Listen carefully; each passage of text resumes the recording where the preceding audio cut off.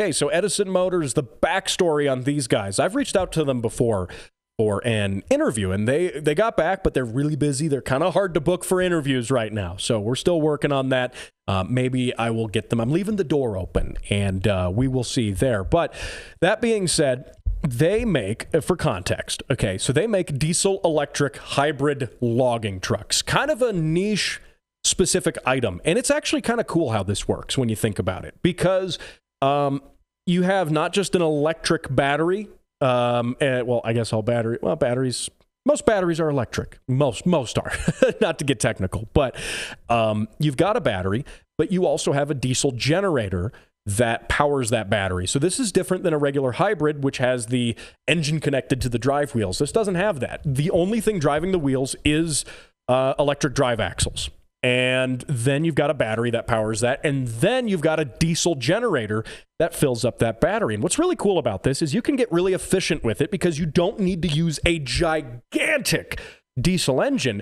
A much smaller, more efficient diesel engine can be better at turning a generator at a certain set RPM. It doesn't have to have a perfect power band. You don't have to keep it in a power band. No, it just stays at this one RPM where it is most efficient at spinning a generator, essentially.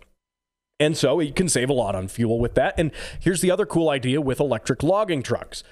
Fundamentally, I think I like the principle as a whole. You get all the benefits, the instantaneous torque of electric, and none of the drawbacks. You don't have to charge it for forever. You don't have to find charging areas. You can use readily available diesel in the generator, and that is very cool. But again, you still get that instant electric torque, and you can even have a trailer that has drive axles on it that are electric. You can have the trailer even push itself up separate from the tractor, or with the tractor, I should say, but, have better traction.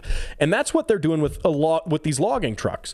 And it also makes sense when you think about it, because you've got a logging truck that goes up a hill, right? Say you have a pure electric truck, and you go up a hill, you expend energy to go up the hill, and then you go down the hill, and you use regenerative braking with the electric motors. Now, you can never normally get a true one-to-one charge the battery. If you discharge the battery all the way going up the hill and then charge it up all the way 100% going back down, it's not quite how physics work because of, efficiency and mechanical loss and stuff. But with a logging truck, whereas this is different, because you drive up the hill empty, then you get to the top of the hill and they put 100,000 pounds of logs on your truck, and then you drive down the hill, but now your truck weighs 100,000 pounds more. And yes, you can charge the battery up all the way. So I think logging trucks make tremendous sense. Freight trucks, especially that go in the mountains. I mean, and we're talking this is in British Columbia they're based out of, by the way. You got steep mountains, you got all this crazy terrain, and having the ability to have multiple drive axles and then have the trailer have its own electric drive axles and all of this stuff is really cool. It is cool from a technical perspective. And they're saying, initially, early studies are saying that hybrids, again, are better. If you're environmentally concerned, hybrids, if anything, are better than pure electric or pure combustion. And a hybrid diesel electric makes a lot of sense. And in fact, it's how it's done for a lot of heavy-duty construction equipment and logging equipment is already diesel electric. It's been that way for decades. That's how they've done it. The electric drive axle powers the wheels, and a diesel generator creates electricity to do that. Tons of machines are already operated that way. And so I really like that. I like the principle behind what Edison Motors is doing. Now, Edison Motors is also kind of a jab at Tesla, the owner of the company. He initially ordered a Tesla, put a reservation in for a Tesla semi-truck, and Tesla still isn't making semi-trucks. They said they would. It's been a while. They're still not doing it. And he said, you know what? We can build our own, and we can build it better. And that's what they did. They build custom from scratch trucks. But the interesting thing is they use all off-the-shelf parts. It's all stuff you can get.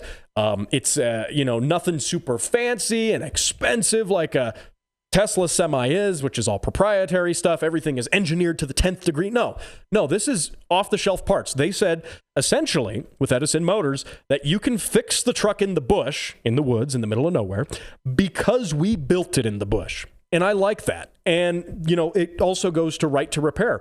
They're huge right to repair advocates. They have massive advocacy for that. Whereas Tesla is the opposite. If anything, Edison Motors is truly the antithesis of Tesla. when you think about it. And now what's going on with the government, the Canadian government and Edison Motors. So the Canadian government essentially has grant programs to help Canadian businesses start and make, for example, clean electric, diesel electric hybrid trucks specifically. They have grants specifically for that. And they say, hey, we want people in Canada manufacturing electric trucks. We want that industry. No one makes electric trucks. Let's start some grants so some companies will come along and make some electric trucks. And then Edison Motors goes, hey, what about us? We're in Canada and we've been making electric trucks. And we have several working prototypes. And we use them and we demonstrate them, which is more than most companies that are actually filing for this grant, by the way. And so they apply for a grant. They get mysteriously denied the grant, even though they're actually doing what the grant is seeking to help. And they say, with the grant money, we can expand, we can create more business, we can create more trucks, we can employ people building the trucks, which again is good. That's commendable. But then what's interesting, they were denied the grant, and then a third-party company called MNP offered to help them write a new grant and say, hey, we're a grant writing company. We can help you write your grant and help you get it approved. Well, here's where the problems start. They start digging into it, and allegedly MNP is, what they're saying right now, is the same company that offers grant writing services to other companies, but then they're also contracted by the Canadian government to actually administer the grants and manage the grants. So you can see there's a little bit of a conflict of interest there. They say, oh, that's a shame. Your grant was declined. We help people write grants, but we take 20% of that grant money.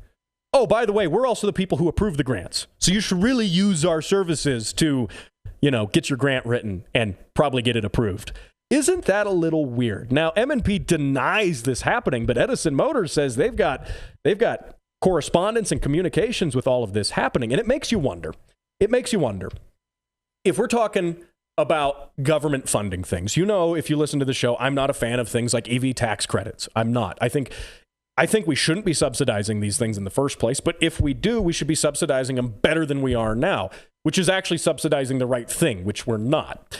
But when you look at this too, whether you're the United States government, whether you're the Canadian government, it doesn't matter. If you say we're going to have grants and we're going to have subsidies for things like this, you should do it the right way, and you should do it in a way that's actually beneficial for the cause. If your goal is to make more efficient trucks so you can burn less fuel and consume less energy, and you can do that with diesel electric, then you should subsidize that. But they're clearly not. That's not what they're doing. Just like here in the United States, we've got $12,000 EV tax credits so people can go buy EVs, people who, mind you, for the most part, can already afford to buy these EVs, because they're expensive as is. But, we're not subsidizing hybrids. We're not subsidizing the production of cleaner alternatives even. No, we're just fixated on this one thing. And it makes you wonder, are they really subsidizing it because it's the best technology, or are they subsidizing it because something else is going on? And I think that's what Edison Motors has brought up here.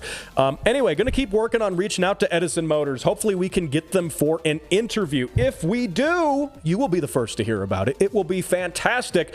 I love those guys. I love what they're doing. Hope to get them on the show. Now, don't go anywhere. You're listening to Automotive ADHD right here.